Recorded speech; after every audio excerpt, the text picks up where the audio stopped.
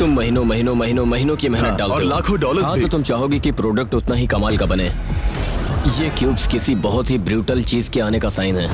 तुमने सू को धोखा दिया। हाँ, मैंने उसे धोखा मैं दिया। अपनी बेटी और मॉम की मदद करना चाहती हूँ और अब शायद नहीं कर पाऊंगी। डर लग रहा क्या है। तुम्हें ये डर नहीं है कि लोग तुम्हें पूरी जिंदगी एक विलन की तरह देखेंगे? हाँ हेलो, हमारा अगला एपिसोड सबसे कॉम्प्लिकेटेड होने वाला है। ऑफ कैमरा हर क्यूब में 3 लोग जाएंगे और बाहर सिर्फ 2 निकलेंगे। लोग एलिमिनेट किसे करना है ये फैसला लेने में मदद के लिए कुछ भी मांग सकते हैं। वो नहीं जीतेगा। 350 रिक्वेस्ट, वो भी 20 कंटेस्टेंट्स हैं। मैं बहुत थक चुकी हूँ। एक क्यूब के अंदर पूरे 10 लाख डॉलर आ रहे हैं। एक मसूस, टैटू आर्टिस्ट, एक साइकिक। तुम लोग ये सारी रिक्वेस्ट पूरी कैसे कर रहे हो? पूरे सिटी में ड्राइवर्स भरे हैं, प्राइवेट जेट्स स्टैंड बाय पर हैं। हमारे लोग वॉलमार्ट और टारगेट में भी हैं। तुम लोग मेरी इलॉन मस्क से बात करवा सकते हो? ये गैरी वे को कॉल कर रहा है। पोस्ट मलोन, तुम लोगों ने यहाँ शादी कर ली? क्या तुम मुझसे शादी करोगी? हमने सोचा शायद हम वेडिंग कर सकते हैं। ये लव आइलैंड बनता जा रहा है। वो शॉक्ड होंगे, शायद उन्हें बुरा भी लगे। बुरा? उन्हें मेरा बुरा क्यों मतलब- लगेगा?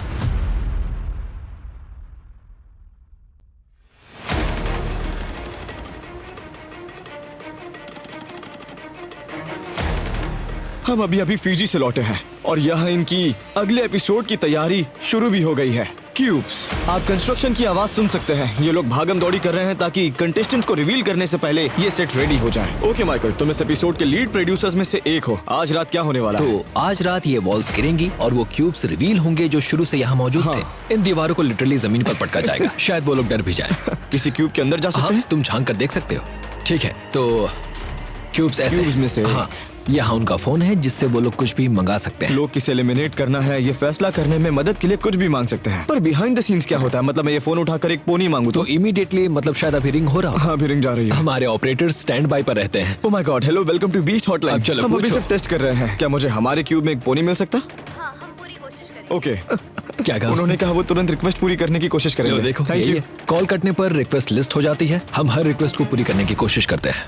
कंटेस्टेंट्स, मैं वापस आ गया। इसने वहाँ 18 लाख डॉलर्स का आइलैंड जीता है और इसके पास है 1 करोड़ डॉलर का कॉइन। लेकिन ये इसे फ्लिप करके प्राइस पूल को 1 करोड़ तक डबल तभी कर सकता है जब ये टॉप 6 तक पहुँच जाए। Oh my gosh.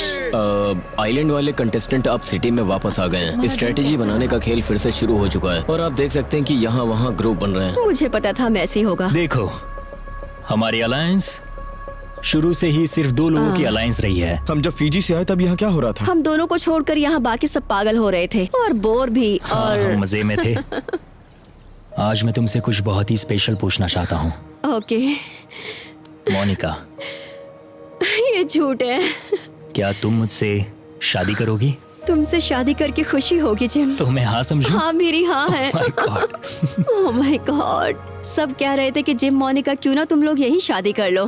फिर हमने कहा शायद हम सच में शादी कर सकते हैं। फिर सोचा रिंग्स चाहिए, बुके चाहिए, वेल चाहिए और तो तुम लोग ऑफिशियली शादीशुदा हो? वेल, टेक्निकली तो ये कॉमन लॉ मैरिज जैसा हुआ, लेकिन वो मैंने उसे मेरे पास अभी नहीं छोटी लेगो रिंग दी थी। वो बीस्ट कलर की थी और इसने मेरे लिए रिंग बनाई और मैंने इसके नहीं, लिए। नहीं, अब तो मेरे साथ मजाक कर ये रहा हो। मेरी तुम वाइफ है। सीरियस हो? ये तो पूरा लव आइलैंड में बदल रहा है। लगा था बीस्ट गेम्स में। मरते दम तक या 6 महीनों बाद होने वाले डिवोर्स होने तक। I do. I do. और अगर कोई पूछे तो हम में से किसी ने भी प्रेनअप नहीं मांगा। तो समझ लो, अगर वो जीतती है तो मैं हमारे बच्चों को घर बैठे बैठे संभालूंगा। मैं घर साफ तो रखूंगा। इसके बाद तुम दोनों एक दूसरे को फैमिली के सामने इंट्रोड्यूस करोगे? हम उन्हें ये शो दिखाएंगे। वाओ। वो लोग शॉक्ड होंगे, शायद थोड़ा बुरा लगे और खुश भी हों शायद। बुरा? हाँ, क्योंकि उन्होंने उन्हें बुरा अपनी क्यों लगेगा बेटी- भला? हाँ, क्योंकि उन्होंने अपनी बेटी की पहली शादी मिस कर दी। पहली? ओके, सही कहा, सही कहा। पहली और आखिरी शादी। अब दोनों किस कर सकते हो। सब तालियां बजाओ। रिसेप्शन स्टारबक्स में होने वाला है। इन्हें आइडिया नहीं है कि यहाँ क्या होने वाला है। इन सब ने यहाँ बहुत मजे किए हैं, पर अब इनकी खुशियाँ बहुत बुरी तरह बिखरने वाली है। होपफुली अगर तुमने सीजन 1 देखा है तो तुम जानते हो कि ये क्यूब्स बहुत ही ब्रूटल गेम के आने का इशारा है। मैं चाहता था कि ये लोग क्यूब्स के बीच रहें बिना कुछ जाने, इसीलिए मैंने सिटी की एक ऐसी जगह चुनी जहाँ किसी को कोई शक न हो। यहाँ बस एक बड़ी सी दीवार है और उसके साथ एक बास्केटबॉल कोर्ट भी। क्या क्या क्या? रात के 1 बजे की हमारी मीटिंग है, तो हमें उससे पहले ही निकलना होगा। प्लीज। मैं 2 सेकंड में आता हूँ। और इस साल अलग क्या है? फर्क ये है इस साल सिर्फ 7 क्यूब्स हैं। पिछले साल मुझे लगता है 82 थे। इस साल सब कुछ बहुत अलग है। जैसे हर क्यूब के पीछे एक मकसद है, एक मीनिंग है। एक क्यूब में वो होगा जिसने $10 लाख ठुकरा दिए, एक क्यूब में वो होगा जिसने $10 लाख ले लिए, एक क्यूब में उस कॉइन को जीतने वाला प्लेयर होगा, एक क्यूब में सिर्फ 2 लोग और एक में शायद जिसके पास $1 करोड़ हैं। यानी हर एक क्यूब के अंदर एक स्टोरी होने वाली है। ठीक है, मैं ज्यादा जोर से बात नहीं कर सकता क्योंकि यहाँ पर कंटेस्टेंट्स हैं, लेकिन सिटी के बिल्कुल बीच में एक सीक्रेट दरवाजा है जो कॉल सेंटर तक ले जाता है। इधर आओ। ओके, ठीक है, अब हम बीस्ट सिटी के दिल में हैं, बिल्कुल $50 लाख के नीचे, और किसी को भी आइडिया नहीं है कि कॉल सेंटर यहाँ है। और अभी ये जगह जिमी के बॉयज और ड्रूस्की से भरने वाली है, जो कैमरा पर कॉल्स को आंसर करेंगे बस शो के लिए। लेकिन यहाँ ऑफ कैमरा एक असली कॉल सेंटर भी है, जहाँ ढेर सारे स्टाफ मेंबर्स मौजूद हैं जो कंटेस्टेंट से कॉल पर बात करेंगे, रिक्वेस्ट को स्प्रेडशीट में ट्रैक करेंगे और फिर स्टोर्स और कुरियर्स को कॉल करके वो ऑर्डर्स पूरे करेंगे। आज का एपिसोड सिर्फ ऑन कैमरा ही ब्रूटल नहीं होगा, बल्कि ये ऑफ कैमरा भी सबसे कॉम्प्लिकेटेड एपिसोड्स में से एक होने वाला है। ये सब क्रेजी है। बास्केटबॉल कोर्ट के पास आओ जल्दी, तुम सबको कुछ मजेदार दिखाना है। हे, रेडी हो जाओ, रेडी हो जाओ, रेडी। मैं बताऊंगा कब। ओके, मैं अब जा रहा हूँ। मेरे ख्याल से हमें सीधे अगले गेम में जाना चाहिए। ये तो सब मुझे रेडी लग रहा है? हाँ हाँ। क्लियर। अगर तुमने सीजन 1 देखा है तो तुम्हें पता है कि आगे क्या होने वाला है। मुझे ये अंदाजा नहीं था कि उनके बाल हवा से उड़ने लगेंगे। मजा आ गया। ये क्यूब्स यार दिमाग के साथ खेलते हैं। मुझे पता था ये होने वाला है। मुझे अच्छा लगता है जब मैं रूल्स एक्सप्लेन करता हूँ और कुछ केओटिक होता है तो मैं कहूँगा हर क्यूब में 3 लोग जाएंगे सिवाय एक के। सबसे सेफ ये होगा कि व्यूअर को फील कराया जाए कि एंड के क्यूब में सिर्फ 2 लोग जा पाएंगे। बस इतना बोलो अच्छा, तो कि 3 तीन। कंटेस्टेंट अंदर तुम में से जाएंगे 3 और 2 लोग। बाहर आएंगे बस। और कहो टीम सोच समझ कर चुनना, वो पहले ही टीम बनाना शुरू कर चुके हैं। हर क्यूब के अंदर 3 लोग जाएंगे और सिर्फ 2 बाहर आएंगे। अब हर किसी का रिलेशनशिप टेस्ट होने वाला है। ये है तुम्हारी टीम। हाँ लगता तो है। हाँ एक बार हैंडकफ्स लग गए तो टीम लॉक समझो। तुम्हें लगता है अगर वो गेम हारे तो डील निभाएंगे? हाँ, और अगर मैं हारता हूँ तो मैं भी वही करूँगा। मतलब मुझे लगता है यहाँ हर कोई ईमानदारी से ये खेलेगा। इंटरेस्टिंग है कि तुम लोग अपने दोस्त को चुन रहे हो। हम डे 1 से साथ हैं तो बाहर भी साथ ही जाना चाहिए ना। इन्हें क्यूब्स में जल्दी डालना टीम्स शुरू बना करो। लीजिए। भेजो। जेफ, केडी, हैना। ये सब लोग चौथे क्यूब में जा 20 रहे हैं। कंटेस्टेंट अपने क्यूब्स में जा चुके हैं। अब 13 बाहर आएंगे। हम मुसीबत में पड़ने वाले यहाँ हैं। जरूर कोई ट्विस्ट है। इसे और पीछे खींच सकते हैं। 20 कंटेस्टेंट्स उन क्यूब्स के अंदर गए हैं, लेकिन सिर्फ 13 बाहर आएंगे। चलो शुरू करते हैं। ओके, क्लिट्स रूल समझाओ और उन्हें कहो चीजें तोड़ना बंद करें। ठीक है गाइस, चीजें तोड़ना बंद करो। कैमरास लेफ्ट साइड पर है ना? ये लोग फ्लोर क्यों उखाड़ रहे हैं? क्या यहाँ निकलने की जगह है? क्या क्यूब 1 में ऐसा होना चाहिए? बिल्कुल नहीं। नॉक नॉक, ये सब क्या चल रहा है? कुछ नहीं। क्या तुम लोग क्या कर रहे हो? तुम्हें बताते हुए अफसोस हो रहा है पर यहाँ कोई ट्विस्ट नहीं है। मुझे इससे कोई प्रॉब्लम नहीं। क्या फ्लोर से? हाँ, मुझे कोई प्रॉब्लम नहीं है। मजे करो, रुको, कोई टाइम लिमिट है? मजे करो। कोई ट्विस्ट नहीं है। कंटेस्टेंट्स, मैं सबको याद दिला दूं कि तुम सबके क्यूब में एक रेड फोन है। उस फोन का इस्तेमाल करके तुम दुनिया की कोई भी चीज ऑर्डर कर सकते हो जो तुम्हें ये डिसाइड करने में मदद करे कि तुम में से कौन एलिमिनेट होगा। रात के लगभग 11 बज चुके हैं और हम अभी शुरू कर रहे हैं। हमें लगता है कि ये सब सुबह के 9 बजे तक चलेगा, थोड़ा 19-20। लेकिन हम आज के सेटअप में और तैयारी में पहले ही 5-6 घंटे लगा चुके हैं। चलो स्टार्ट करें। अब ये लोग चीजें ऑर्डर करना शुरू करने वाले हैं। ओके, गेम शुरू हो गया है। याद रखना, ये लोग जो चाहे वो मंगवा सकते जो हैं। चाहे मांग लो। हेलो। तो जब कॉल्स आते हैं, हमारे पास एक कॉल सेंटर है ऑफ कैमरा और ऑब्वियसली जिमी की टीम रिक्वेस्ट ले रही होती है। ये लोग गेम्स ऑर्डर करेंगे, खाना मंगवाएंगे और मैस्यूस भी। हम मैस्यूस मंगवा सकते हैं ना मसाज के लिए? यहाँ जिसे भी मसाज चाहिए हाथ उठाओ। तुम लोग इन रिक्वेस्ट को पूरा कैसे कर रहे हो? क्लेंजर से पूछो तो वो ये बोल चुका है कि अगर किसी को सुपर बाउल रिंग चाहिए तो उसके पास कांटेक्ट है, वो 4 घंटे में मंगवा सकता है। क्या? हाँ, हमारे ड्राइवर्स पूरे शहर में फैले हुए हैं, कॉल्स आते ही रेडी रहते हैं। हमारे लोग वॉलमार्ट, टारगेट से रिक्वेस्ट आना शुरू हो चुकी है। हाँ, क्या कुछ ऐसा है जो नहीं मांग सकते? उनसे कह दो कि हम थोड़ी देर में फिर से बताते हैं।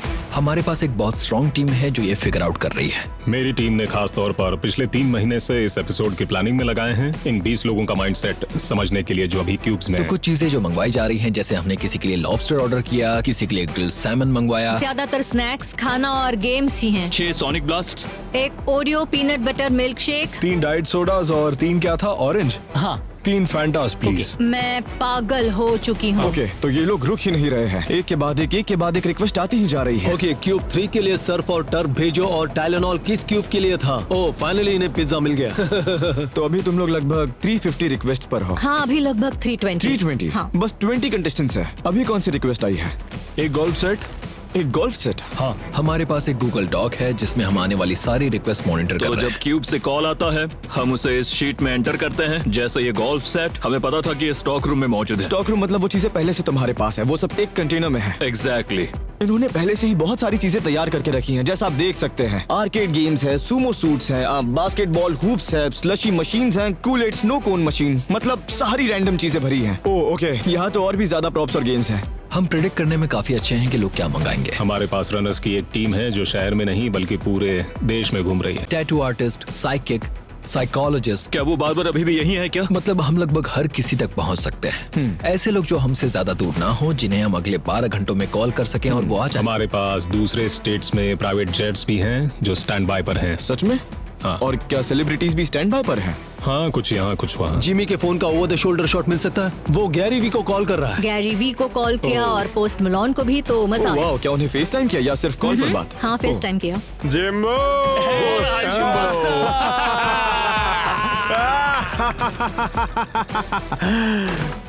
ये नहीं जीतने वाला, ये बंदा नहीं जीतने वाला। किसी ने अभी $10 लाख कैश मांगे हैं।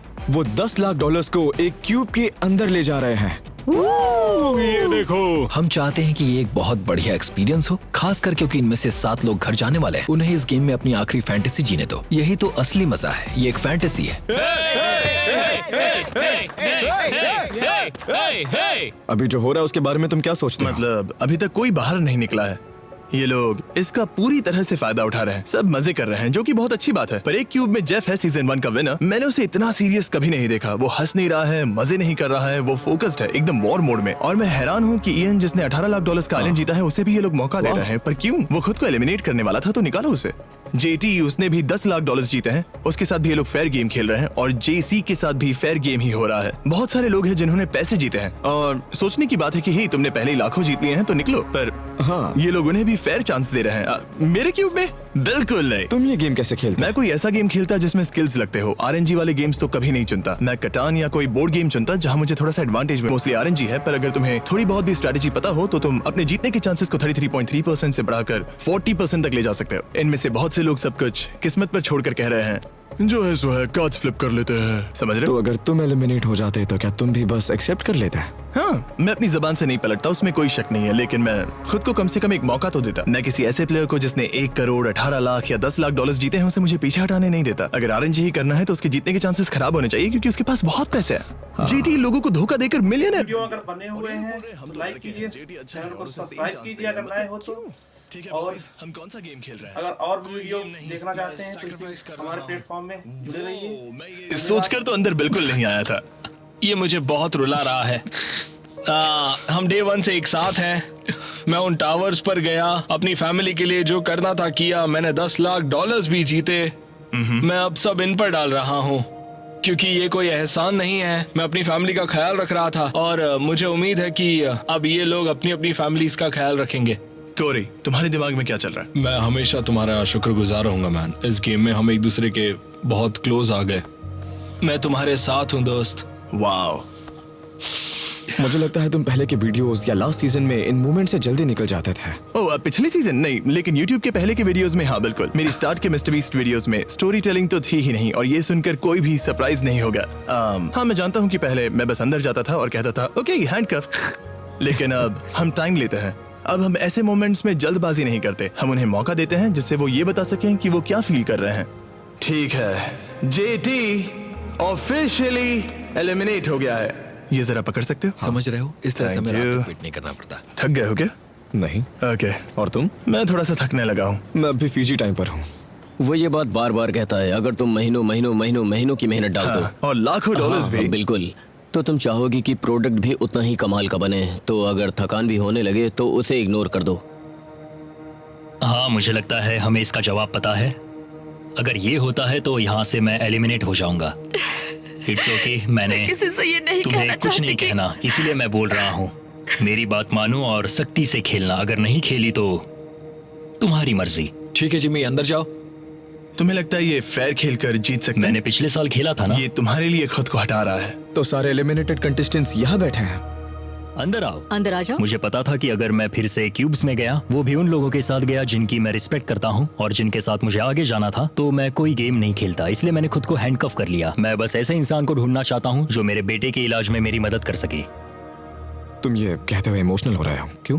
मुझे इलॉन मस्क से बात करनी है। क्या तुम मुझे इलॉन मस्क से फोन कॉल पर कनेक्ट कर सकते हो? मुझे लगता है कि उसके साथ टेस्ला एनर्जी, न्यूरालिंक ब्रेन, हम क्रिएटिन को ब्रेन तक पहुंचाने की कोशिश कर रहे हैं।